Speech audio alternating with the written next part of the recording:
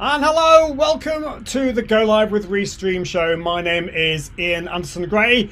This show is all about helping you to expand your audience and reach through the power of multi-streaming video. And in today's show, I'm joined by Natalie Hailey to talk about repurposing your live streams and turbocharging your YouTube channel. Because when, multi-streaming is great. It's a great way to focus on the live element and to broadcast it onto all those different networks to expand your reach. But as well as your live audience, it's important to grow your audience and grow your community and lots of other things as well. But of course, you mustn't forget your replay audience as well. Your replay audience is so important. So there's the potential to repurpose into podcasts, blog posts, and so much more.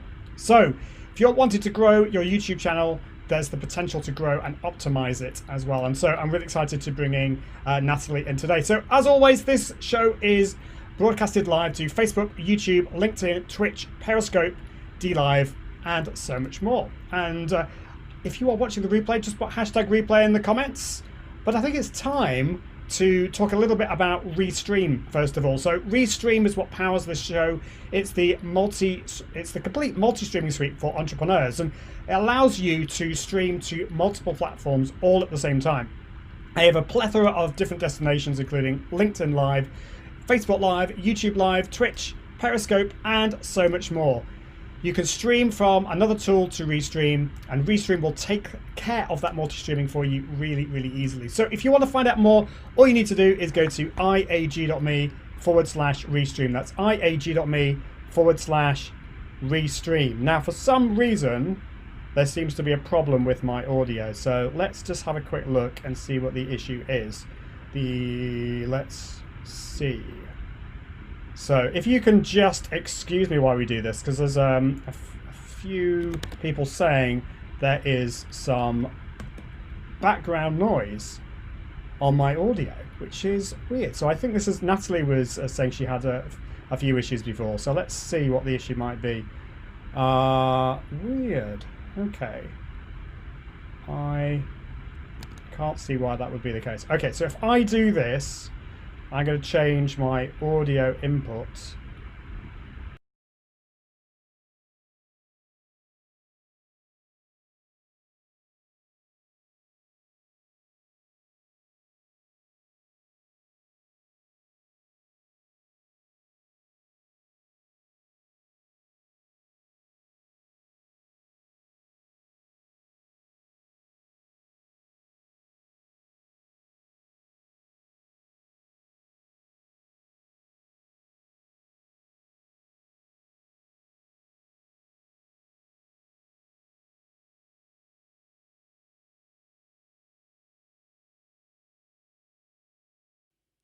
Right, I'm back. Let's see. 1, 2.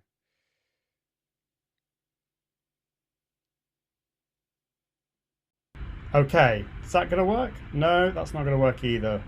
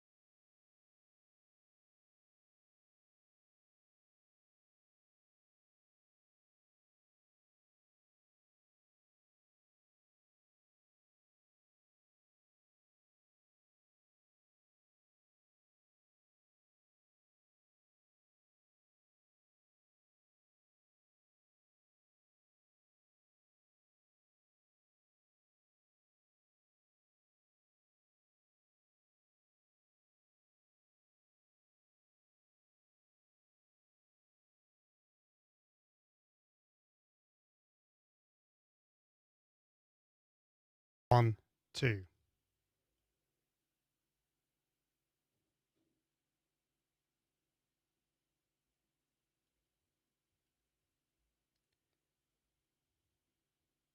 1, 2. 1, 2. Now, is this working? Is this working? 1, 2, 3. No, it is not. Oh, you did hear me. There's some very, very kind people here.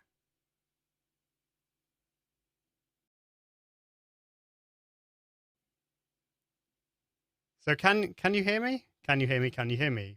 1, 2, 3. 1, 2, 3. Okay. Apparently people can hear me. Apparently people can hear me. I'm going to bring in, I'll tell you what I'm going to do. I'm going to bring in Natalie. So, Natalie, can you hear me? I can hear you. Can you hear me? I can hear you. Woo! Okay, so hopefully everyone can hear. Sorry about that, everyone. But this just shows you the joys of live video. This was not an issue with Restream. I think this is an issue with my computer. What I needed to do is just restart a few little things. So if you're watching live, let me know. There's a few people that say yes. I assume it's working. Oh, Scott says you're good now. So thank you so much, everyone, for bearing with us. Bearing with me. Anyway, so Natalie, welcome to the show. That is not the most elegant of intros, really. I apologize for that, but I'll just introduce you because I do have your bio here. So I know it's always really weird, Natalie, having your bio read out to you. So I'm gonna go onto this main screen so you don't have to be embarrassed. But so Natalie, I'm really excited that Natalie is on the show today. She's the founder of Hot Content, an end-to-end YouTube agency helping individuals, businesses, and brands worldwide accelerate their growth on YouTube. Her virtual team of YouTube experts, copywriters, and graphic designers come together to help clients plan, produce, publish, repurpose, if I can get that word right, and promote their videos to get maximum views and subscribers on their channel and give creators their time back. We definitely want some of that. So welcome to the show, Natalie. It's great to have you on. How are you doing? Hi, Ian. It's lovely to be here. And you have such a lovely audience. All those lovely, kind comments in what They must are. be They press. are lovely. They are lovely. So thank you so much, everyone, for bearing with me. I'm just going to bring some of those comments in now. So yeah. So Scott was talking about the fan noise, and I think what was happening is actually, for some reason, even though I told the system to use my nice fancy microphone here, it decided to use my internal microphone. I've got the fans blaring and everything, so because just to cool my laptop down. And so Scott says, we love you, live video, you gotta love it, you definitely do. And Tracy says, it happens to all of us. So thank you. Yeah, it wasn't my HAL mic, so thank you so much. Tobias says, yeah, thank you, and looks like the audio is coming through. Awesome, fabulous. So Natalie, I'm gonna ask you a little bit more about your background, but I wanted to just ask you a little bit more about live video. First of all, why should we think about doing live video? I know you focus a lot on YouTube, and YouTube tends to be more the pre-recorded side of things. But why do you think we should be embracing live? Well, I think, I mean, video in all forms, it's a great way to, connect with people, for people to really feel like they get a sense of who you are, which is just more and more important these days. But there's something about live video, isn't there? Well, we've just seen it there. It's real and it's raw, and people appreciate that. They like to see the real us. They like to get a sense of the things that we go through. And obviously anybody watching this, Ian, will see that you're a live video expert, but you experience the same difficulties and struggles as a lot of people do, and actually it's about how you deal with them, and you dealt with that very well. So live video gives people that little window into your life, your business, and your personality, which I don't think they would otherwise get. Because I think, although I always coach my clients to not be too formal and too professional on their YouTube videos, even so, when you are planning and potentially scripting a video, it doesn't give you that kind of same space as live video does for those things that might happen, which people love. That's so true. I think we I don't know, not everyone does. I don't know whether you're like this, Natalie, but I'm a recovering perfectionist. Okay, I'm gonna acknowledge that.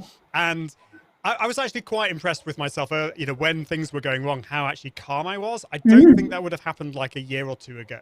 I think it shows actually you just need to keep working at it and don't strive for the perfection. I think you're right that people want to see the real you, and actually when things go wrong, it does show the real you, doesn't it? So I love that. That's really good. So if you've got any questions for Natalie, we're going to be talking about repurposing, but also going to be talking about YouTube. And if you're I would love to know if you're focusing on YouTube and wanting to grow your channel, because Natalie is an expert on that. Is going to help us with that. It's certainly something that I want to do. In 2021, I want to focus a lot more on YouTube. So, so yeah, let us know. Are you focusing on YouTube? Are you focusing on live in general? I'd love to get to know. And also, because I missed all of your lovely comments from before, let me know where in the world you're watching from. I did see some of them, but I've missed them because of my little tech disaster there. So how did you get into this? Because there's quite a few things I know about you. I know that you love the country. I know you live in a very beautiful part of the world. Let us know where in the world you've dialed in from today, and maybe a bit of your background and how you got into what you're doing today.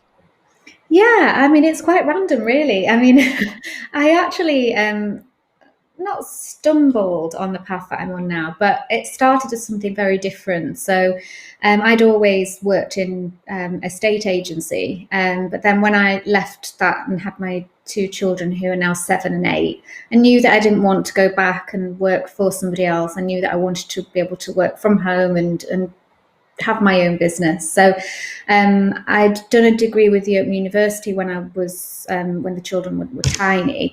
So it started off really as a copywriting business. So I was working with businesses to help them write their blogs and with all of their website content and that kind of thing.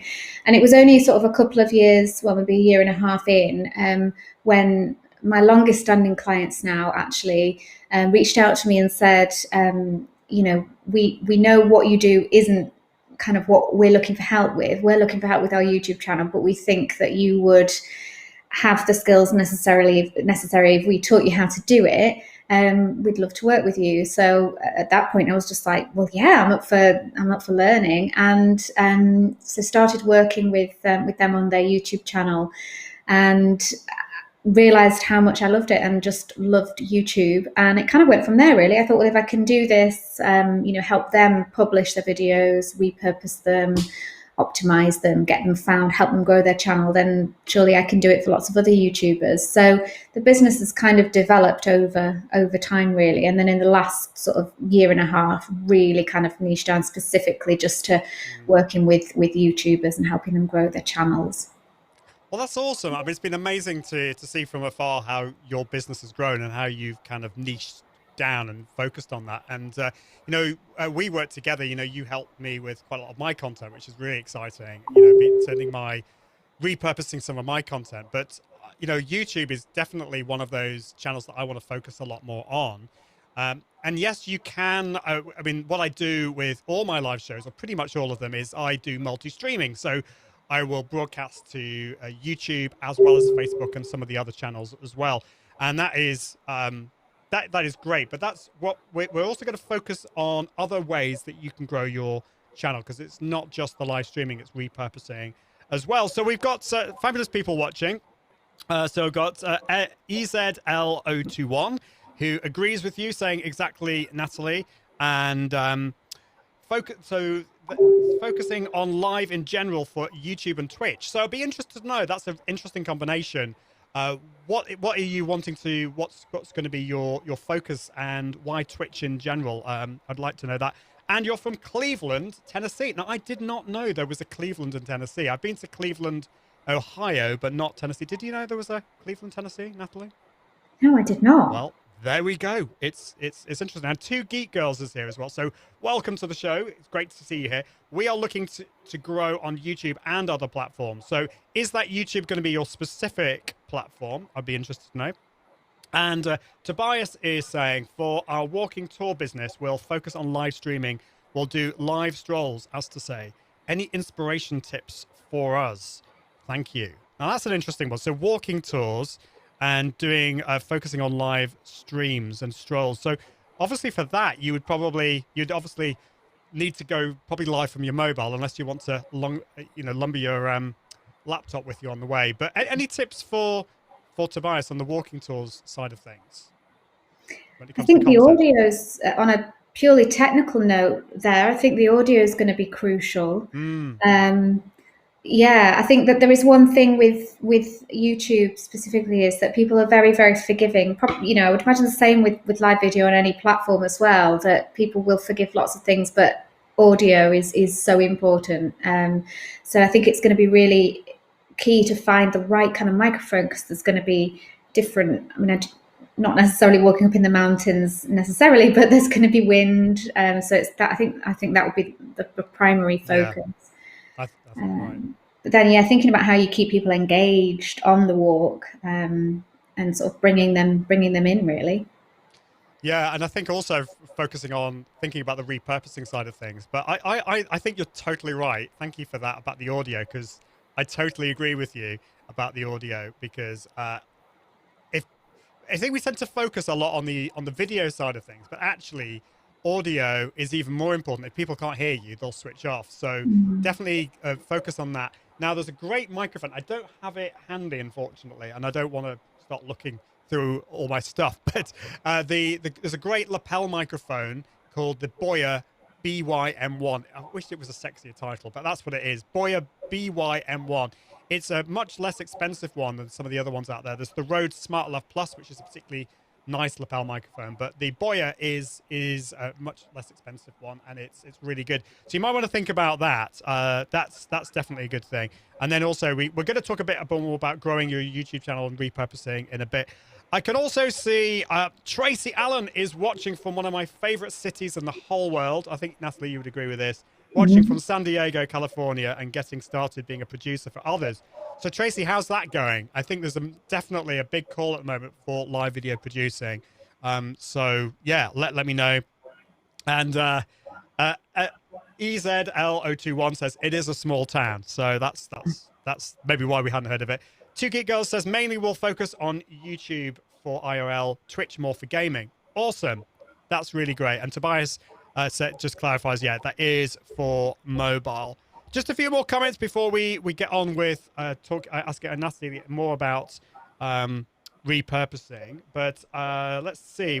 So EZL021 says, I do YouTube and Twitch because my general audience usually follows me no matter where I go live. Now that's what you want, isn't it, Natalie? That's what you want. You want everyone to follow you no matter where you go. I love that. Absolutely. Yeah. That's great. And 2 Geek Girls say, we did notice that you have more platforms available, so we have joined these platforms as well. So yeah, Restream is adding more and more channels, which is great. So there's been a few. There was I can't remember the name of it now, Mixer from Microsoft, that unfortunately shut their doors down. But since then, actually, Restream have been adding more and more. There's Mixcloud, and there's quite a few. There's not just gaming channels. There's marketing channels. There's loads and loads of ones. So definitely check that out. EZL021 says, yes, use audio if you show your face. I use the Blue Yeti X, which is great. And Tracy Allen says, just trying to get the word out. And we have talked about on the show about the whole side of promotion side of things as well. So, repurposing, Natalie. Why is it so important? Why should we, because I think a lot of us, we spend the time planning, we go live, and then that sucks all the energy out of us. There's really not much more that we can do. Why should we repurpose? And give us some ideas on how we can repurpose our live shows.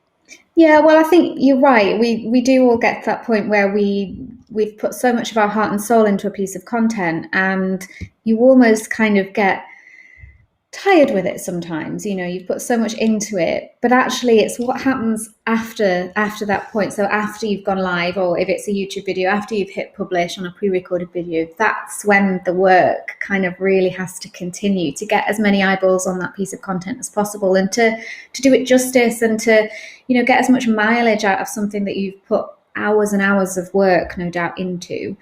So it's about taking that one piece of content and obviously thinking about how you can break it up into lots of different pieces for lots of different places, because obviously not everybody is on the same platform. So there's so many different ways you can do it. Video is the best form of content to start with when it comes to repurposing.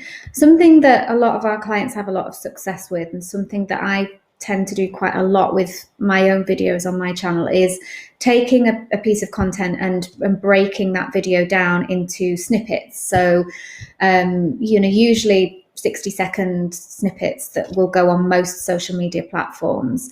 So if you edit your videos yourself, or if you have an editor, you get help with the editing, getting them to take the 60-second snippets and make sure it's in the right format for each of the different platforms. But those snippets can be anything from, bloopers are really often very successful. People love bloopers and outtakes. And it's just a really fun and different way of sharing a piece of content. So definitely do bloopers. I'm just laughing. I'm just thinking, does that mean I have to repurpose the stress I had at the beginning of the show? Quite possibly.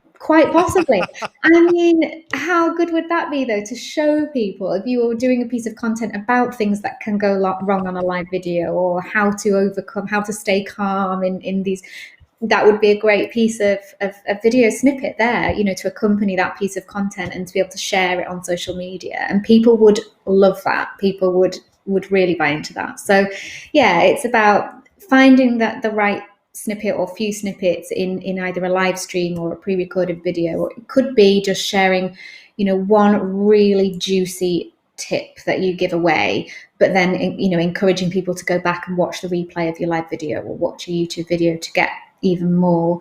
So yeah, it's about thinking carefully about which snippets to take, but snippets are very, very, very powerful. And as well, it depends on your audience and what platforms you have. But if you have a blog, then there's absolutely no reason why you can't, easily get a transcript of your recording. Use, rev.com or Quick, and, get a transcript and then use that to form the basis of a piece of written content. So people who prefer to read are able to get the valuable information from your live stream from a blog.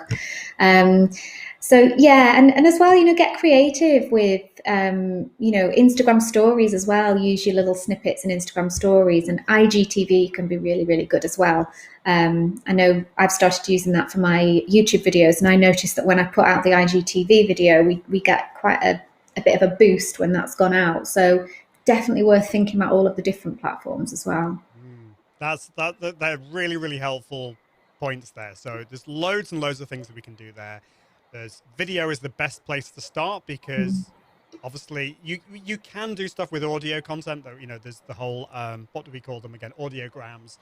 But I think videos, you're right, we can turn them into podcasts, into audio snippets, into video snippets. I love what you were saying about bloopers. I kind of love and hate it, because it means I have to maybe think about doing them. And I'm a recovering perfectionist, like I said. So we've got, now who said that? Oh yeah, so we've got a comment here that says, yeah, I need to figure out how to make bloopers for sure. So I think the temptation is, and any other recovering perfectionists here in the room, I'd love to know. I'm not the only one. So do you tend to delete or remove the mistakes? I'd love to know in the comments if you do that. What else is there? So yeah, and Two Geek Girls was just saying, this is our conversation before, we're talking about all the different channels that you can use with Restream. I love that you have added Mixcloud as a platform. So do check out Mixcloud.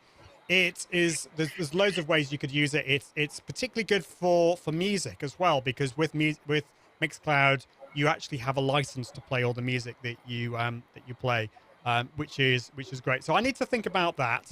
And I love what you were saying about using other platforms like Instagram, IGTV in particular. Now, IGTV, traditionally, I think in a lot of people's minds, we think of portrait video. And at the moment, we're doing it in landscape. Now, I know you can do landscape in IGTV. I mean, what do you do when it comes to this? Do you convert your videos into portrait, or do you just keep it as landscape like we're doing at the moment? Well, I'll let you into a secret. Ooh. technically, how that works, I do not know. I am fortunate enough, we offer video editing as part of the YouTube service. So we have a couple of video editors on the team. So I hand over my YouTube video and say, please, can you do what's necessary to get that on IGTV? And they do manage to get it in the right format. So there obviously is a way to do it. If anybody would like to know exactly how, I can find out for you. But yeah, it's just a formatting thing, but it's definitely possible because all of my videos are filmed in landscape as well. So it's definitely. Oh, okay. So you upload it in landscape and it appears in landscape on IGTV. Yeah. So it's just something you can do at the editing stage. Yeah. Yeah. Well, I believe you can upload as it used to be the case that right when it started that you can only do portrait, and now you can do landscape, and so that's good to know. So yeah, you don't need to do any editing. I suppose you could edit everything off. I mean, what you could do in this is you could slice us down the middle. You could put me at the top and Natalie at the bottom, but you'd have to, because particularly when I'm doing this, I'm changing, I'm like going like that, and that'd be a nightmare to edit. So that's good that you can do that. Really, really interesting. So I would love to know, have you experimented with IGTV? Have you downloaded or edited up your videos and put it on IGTV? I can see, this is a really interesting comment. I know that I'm an introvert, so it can be hard not to want things perfect. I'm an introvert. So is that an introvert thing, being perfect? I don't know. Would you classify yourself as an introvert or an extrovert, Natalie? Me, Ian? Yeah. Oh, definitely an introvert. Yeah, absolutely, 100%. Yeah. I know that shyness and introversion don't necessarily go together. Yeah. However, I was like painfully shy until I was about 15. Like, it was just awful. And my confidence has just increased really over the last 10 years, I would say, and probably since having the children as well. That does something for your confidence as well, I think. And then having the business, you're forced into all of these situations. But yeah, it definitely an introvert who is, trying very hard to be more extrovert. yeah. Well, we're introverts in an extrovert world, but yeah, I mean, look at us both. We're both on doing live streaming. It wouldn't be the kind of the thing you'd think introverts would do, but I think, yeah, that's an interesting one. So yeah, I like those kind of deep questions, and yeah, welcome to the club, Natalie. Yeah.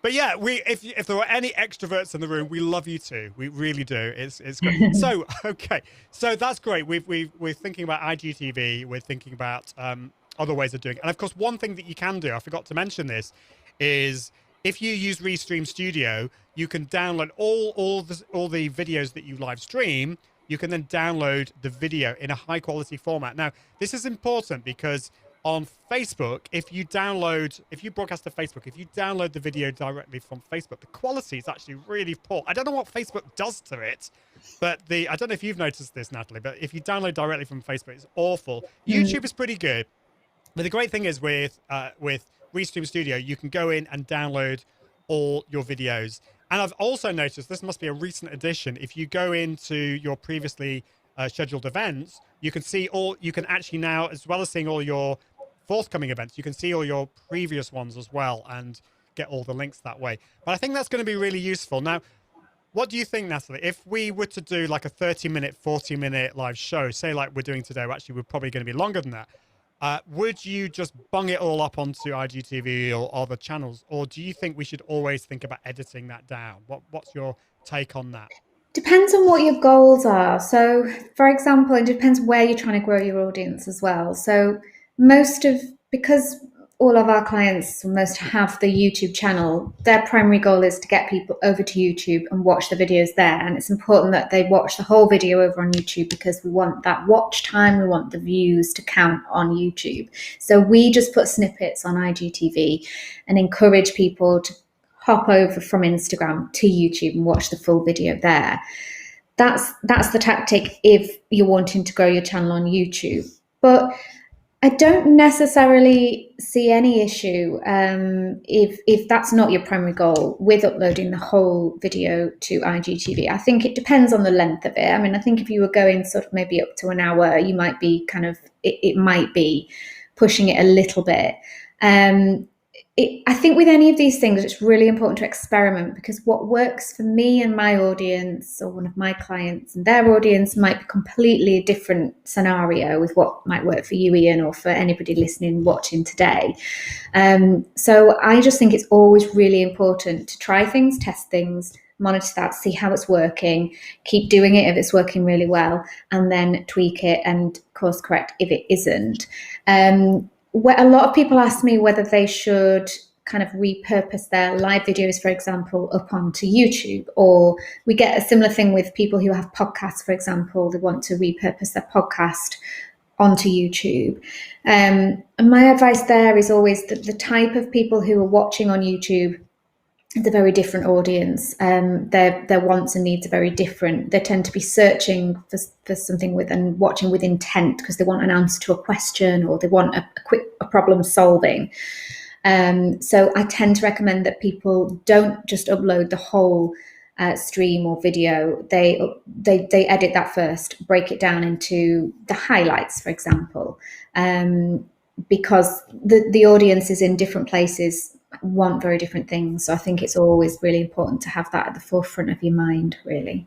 Yeah, really, really good point, Natalie. And it's difficult because in a way, I think we all wanted you to hear, here are the top 3 ways that you should be doing it. This is what works across the board. And of course, as we all know, that there is no such thing. You know, you've got to think.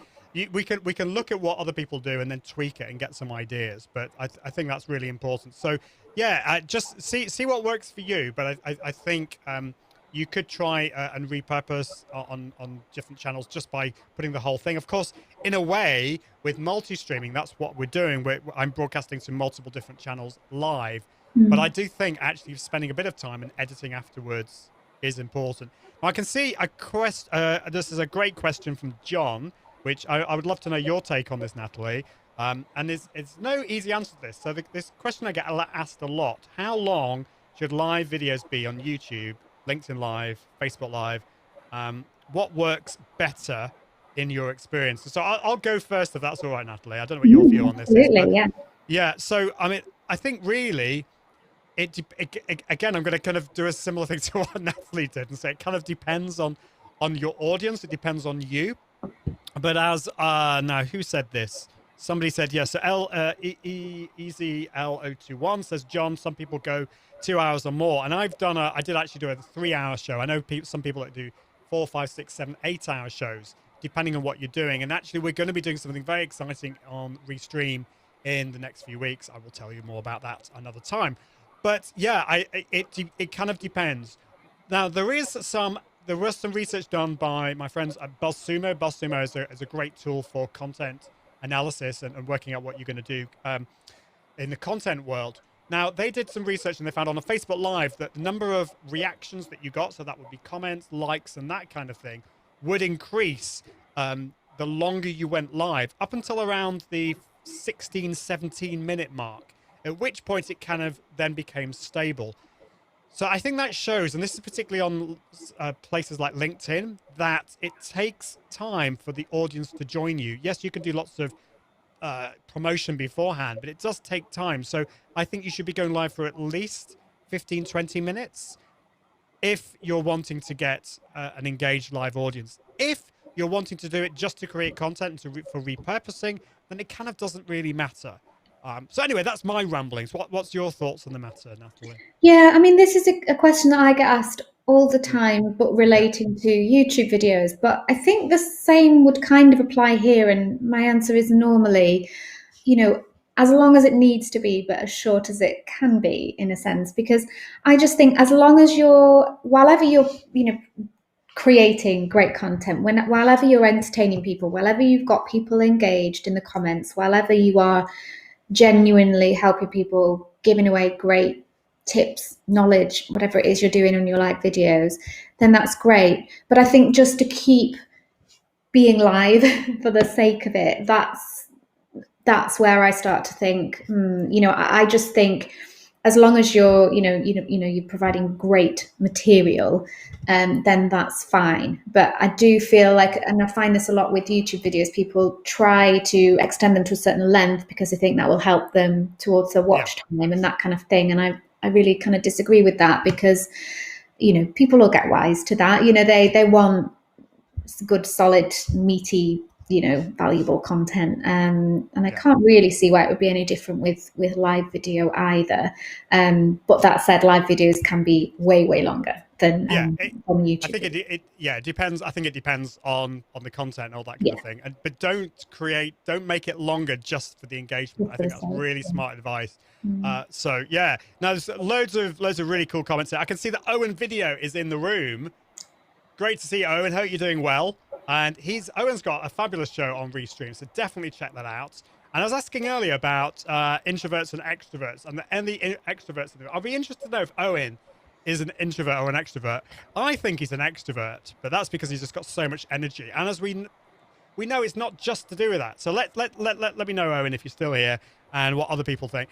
So let's see. We've got some great things. So Rick is saying that Twitch allows you to make highlight segments, which is interesting. Now, I'm not a great Twitch user. I've only used it a few times. It's not really where my audience is, although I do stream there.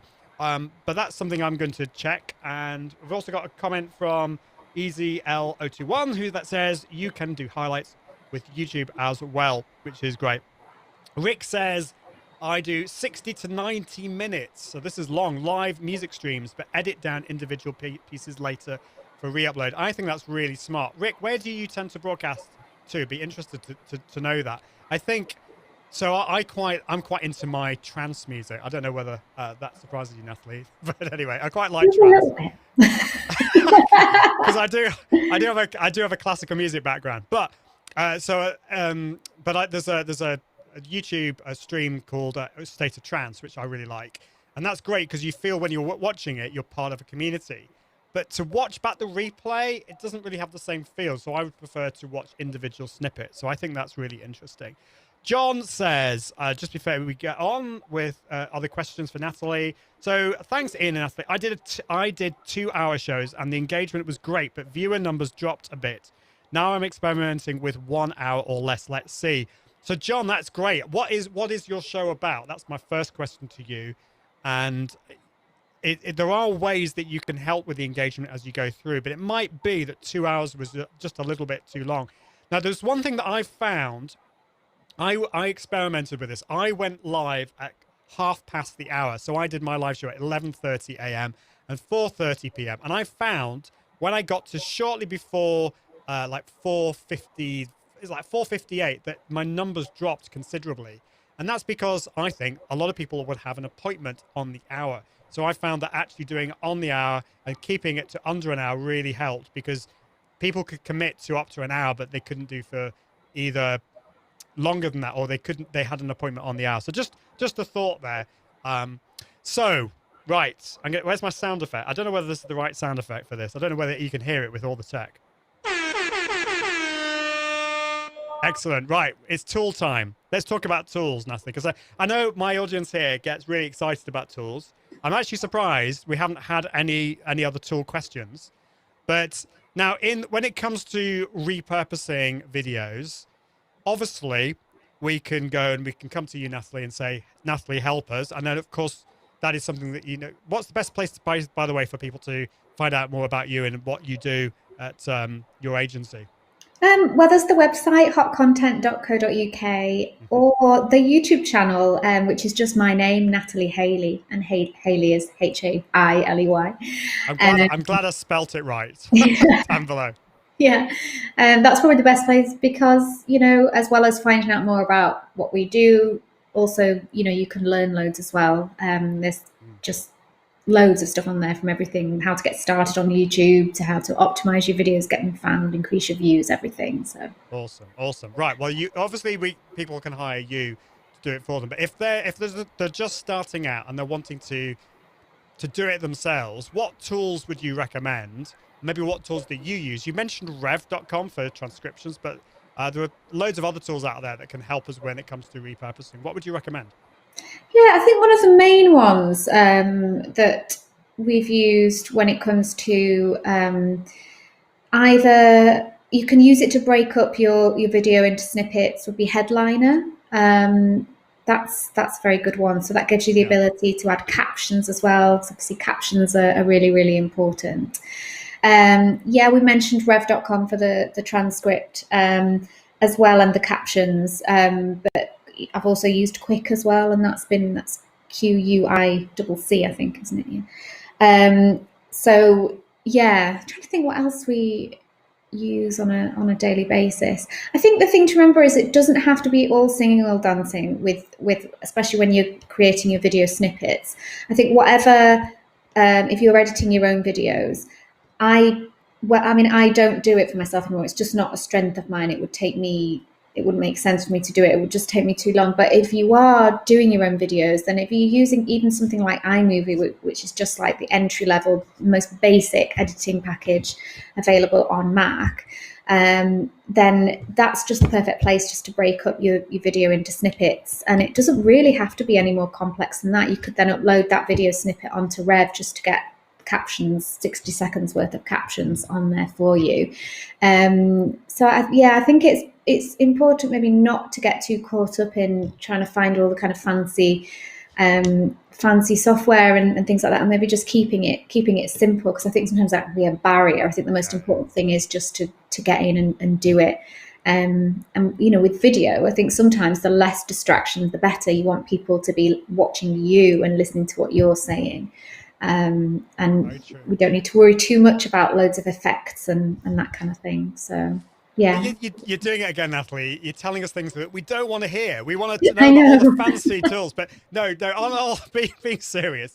It's so true. We can overcomplicate things. So keep it simple, particularly when you're doing it yourself, because these things take a lot longer than you would think. I definitely agree with using services like Rev and Quick. There's also a great one called Descript as well. I don't know if you've heard about that, Natalie. I talked about this last week and the week before. It's a great way of editing the audio. It actually will transcribe your videos, and you can actually then edit out the words just by highlighting the words and removing them. It's unbelievable. It's really, really cool.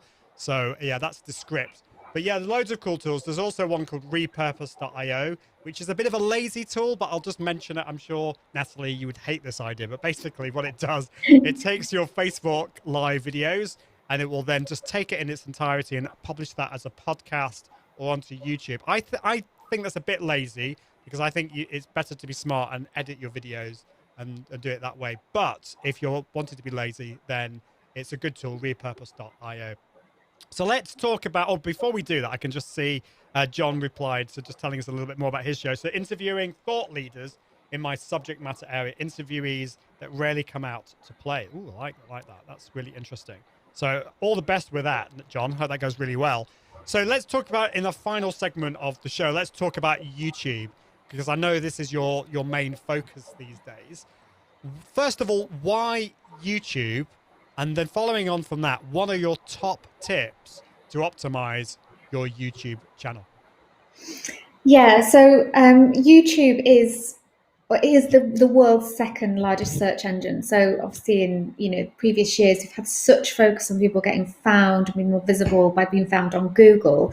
But actually, YouTube is second only to Google. It's actually owned by Google. And the joy of YouTube the absolute joy is that it's actually far less competitive than Google. It's so much easier to get found and be visible on YouTube than it is in Google. So depending on what industry you're in, for example, you can probably think of quite a few of your competitors who have a blog, for example, whose website might appear or a blog might appear in Google search results. But how many of them have a YouTube channel, a really good YouTube channel? The competition is just so much less, and the opportunities are, well, the sky's the limit, really. So I just think it's all about YouTube. It's been all about video for the last few years, and it's only ever going to continue. And for me, the opportunities that YouTube creates, not just to become known, to build your brand and your personal brand and your business, but it's also a great way to actually bring in leads and generate interest in your business, which is great in itself. But you then have this other opportunity, which you don't on Google, for example, to actually earn money directly from having a YouTube channel. If you get to a point where you've gained 1,000 subscribers, and in a 12-month period have 4,000 hours of watch time, then you can start monetizing your channel directly from ad revenue. So for me, that's just so exciting, so exciting. Most of our clients, we do have some clients who are, monetized, and most of their business is being a full-time YouTuber, but many more of them have this kind of dual effect where they get money directly from ad revenue off their YouTube channel, but in turn, the YouTube channel also sends business and leads their way to their company, and they actually get more clients as a direct result of being on YouTube. And for me, that just blows my mind. That's just, why wouldn't you want to be on YouTube, basically? Yeah, definitely. And it's all those things are reasons why I want to be focusing a lot more on YouTube in 2021. So be interested if you're focusing on YouTube in 2021. Put yes in the comments. That'd be awesome. And in terms of how to optimize your YouTube channel for that, I'm going to ask you about growth and how you can grow it in a bit. But are there some, what are your top tips to optimize it so that it can be found and so that it's going to work really well? If you're working with a client, what are the kind of the first areas or the first bits of your YouTube channel that you would focus on? Well, it's such an important topic, and it's one that we can't do justice here. But so please do head over to the YouTube channel, and there is a whole playlist on optimizing your videos, because it is the key thing to getting your videos actually seen, especially when you're first starting out on YouTube. Because once you're established on the channel and you've been picked up by YouTube's algorithm, you've then got the benefit of YouTube actually suggesting your videos to people. And that's when videos and channels really do start to take off, because YouTube's pushing it out there to people. And that's when you see the big growth, and that's exciting. But in those early days, before you've been picked up by the algorithm, it's really, really important to focus on search, focus on how you can optimize your videos so that when someone types in a search query into YouTube, your video is one of the ones that's shown. And not only that, your video is the one that's clicked on amongst all of the other ones that YouTube has shown. So it all comes down to planning. So I think too many people, and I've been guilty of it, you have a topic that you really want to create a video about. You think, yes, I really want to talk about this. It excites me. I really think people want to hear about this. And they go plow straight in, script the video, record the video, and it bombs. And often the reason is because they didn't do that research in those early stages and go onto YouTube and do some keyword research to find out, is there actually a demand for the topic that I want to create a video on? And it's really easy to do this kind of research. The easiest way is to use just the YouTube search bar. So just start typing in the topic of the video that you want to create. And first of all, in the drop-down box, the autofill, see if that topic actually appears there. So I always come back to this example of how to cook a chicken, usually when I'm hungry. But if you want to do a video about how to cook a chicken, you'll then think to yourself, well, that might be too broad a subject. In the drop-down box, you'll then get loads of other suggestions: how to cook a roast chicken, how to cook a chicken in the oven, how to cook a spatchcock chicken. And you can then start to find other ideas.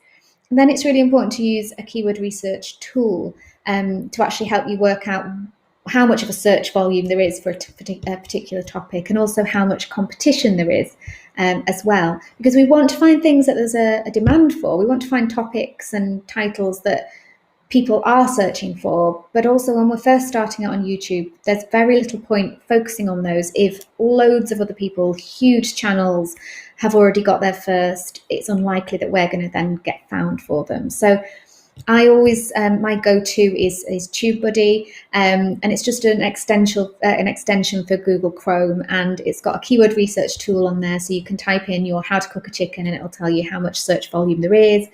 And on a nice little handy traffic light, very visual dial, you'll see what your chances of ranking for that keyword, so that you can then make an informed decision about the topics that you start creating videos on. So that is absolutely the first stage. And then when you've found a keyword or a phrase that you have got a decent amount of chance of being found for, it's then about getting that keyword into certain places. So it must be in the title of your YouTube video, ideally in the first line of your description. And then it's really important to think about tags, adding tags to your YouTube videos as well, which help YouTube work out what your video is about and therefore who it should show it to. And again, a tool like TubeBuddy will help you work out the best tags for your video as well. So it just comes down to planning and research, basically. Yeah, I think that's really helpful advice. And I assume you would say it's the same when it comes to live video if you're broadcasting live to YouTube. Would you say it's exactly the same thing in terms of optimizing what the title's going to be and the description and the thumbnail and that type of thing?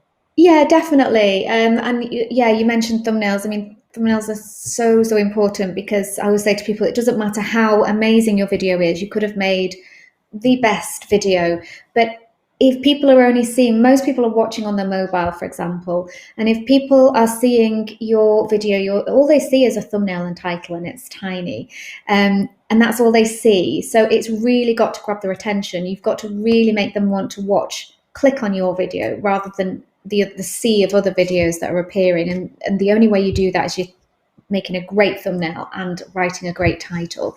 So that title should be descriptive. It should be obvious what the video is about, and your video should be true to what your title says it's going to be about. So we're not talking clickbait or anything like that. But at the same time, it should be really engaging and enticing. So same with your live videos, make sure that the title of them really, makes people describe the benefit. What are people going to get from that? So yeah, it's just about, getting into the minds of the people who you want to watch the videos and thinking what would really grab them and draw them in. Really, really helpful advice. So Rick asked a question, which was a bit answered by somebody else, which is, how are subscribers informed when you are streaming to YouTube? And actually, EZL021 says when subscribers hit a bell and click on all, they will get notifications, Rick. So thank you for that. So yeah, I would like to know your take on this in terms of growing your YouTube channel. If you are broadcasting live and creating pre-recorded video on YouTube, have you got any thoughts on how that can work in terms of, would you say going live once a week, as well as, and how many pre-recorded videos would you put on YouTube? Or do you think it's good to actually separate the channels, to go live on one channel and then, I don't know, there's loads of different things here, and probably the best way is to experiment. But just wondered what your view on that was, Natalie. Yeah, absolutely. There's so many different ways of doing it. We have a client, for example, at the moment, who goes live on their YouTube channel for a good hour, at least 6 days a week. So from Monday through to Saturday. And that works for them and for their audience. Pretty sure if I did that, it wouldn't work. I think it depends on the nature of the space that you're in and the nature of your industry. How much time does your audience have as well? So for example, if you're an entertainment channel, I'm not pigeonholing people and saying that, teenagers, for example, have way more time than adults, for example, but many of them do. So, and many of them watch entertainment channels. And again, so do adults. But it's about thinking, if you have an entertainment channel, then actually there might be more of a demand for, 2 live streams a week and 2 pre-recorded videos a week. Whereas if you're in more of a professional space, your target audience, they're adults, they have families, they tend to be busier, they just haven't got the bandwidth for that level of content. So there's not really much point creating it for them. It might be better for you just to do a weekly live show and maybe 1 pre-recorded video a week, or maybe just 1 live show. It really is about that experimentation. But the one thing I would say is that whatever you do, whilst you experiment, make sure you do it for a good chunk of time, to give the algorithm time to pick up what you're doing and to recognize what you're doing. And then there's nothing wrong with changing it up from there.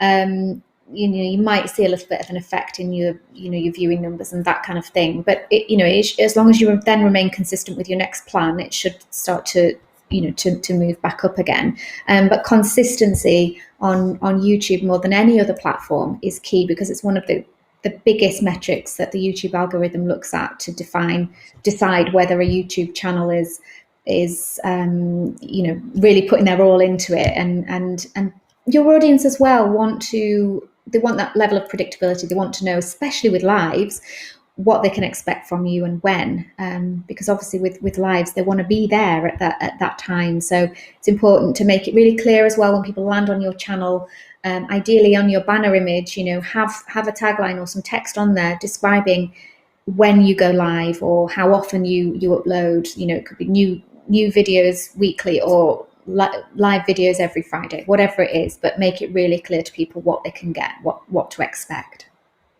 Awesome. Thank you for that, Natalie. Just before we finish, I can see that EZL021 says, I am mainly a Nintendo gaming channel with a bit of Sega in it. I think my son Timothy would be really into that. So let us know your channel and yeah, telling us a bit about what you're doing there. So I know Sonic the Hedgehog.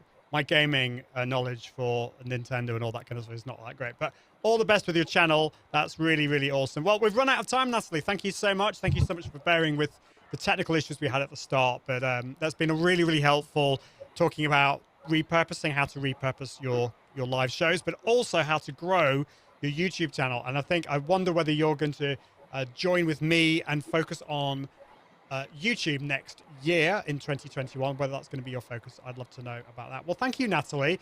How can people find out more about you? You've mentioned your website, which I'm just going to put up in a second, but just tell us a little bit more and what you're going to be working on next. Yeah, well, the website sort of details all of the different things we offer. The YouTube channel there for learning. Instagram, I like to be on Instagram these days, so that's where I do share quite a lot of work stuff, but it's also, I talk about what I'm getting up to here in the countryside, which at the moment really just involves taking the dogs for a walk because there's very little else that we can do. But yeah, I do love sharing things on Instagram. So I think I'm just Natalie_hot content on Instagram. And next year, my focus is going to be very similar to this year, just growth, but really focusing on my own YouTube channel, because whilst I've been helping other people with their channels for years, it's only, I think, nearly 6 months that I've had my own. So it's really about practicing what I preach now, and just keeping consistent with that really, and growing that channel. It is that consistency. That's the really important thing, isn't it? So yeah, definitely. Awesome. Well, thank you, Natalie. It's been great to catch up with you anyway, because it's been ages since we've spoken, but I think you've delivered so much value. I know that the audience are agreeing with that. Thank you so much for watching, everyone, and thank you so much, Natalie. Well, yeah, no, it's been great. It's been great. So just to let you know, we're live every Tuesday at 4 p.m. in the UK. That's 11 a.m. Eastern, 8 a.m. Pacific. And obviously, with the holidays coming up, we're going to have a bit of time off. If you allow us, that would be nice. And just also to let you know, if you want to be notified for future shows, I'm just looking for the little button for this, if I can find it. I've got too many things going on. Here we go. Confident.live/restream will let you know when I'm next going live. It will remind you it's my Facebook Messenger bot, so do check that out. And of course, if you want to play with Restream, if you want to sign up for a free account, they've also got some paid accounts as well. Do check out Restream at iag.me/Restream. That's iag.me/Restream. Awesome. Well, that's it for today. And I just want to encourage you to expand your audience and reach through the power of multi-streaming video. We'll see you soon. Bye. Thanks for watching. Go Live with Restream from Ian Anderson Gray, the show from Restream that helps you expand your audience and reach through the power of multi-streaming video. Visit iag.me/Restream for more. And until next time, toodaloo.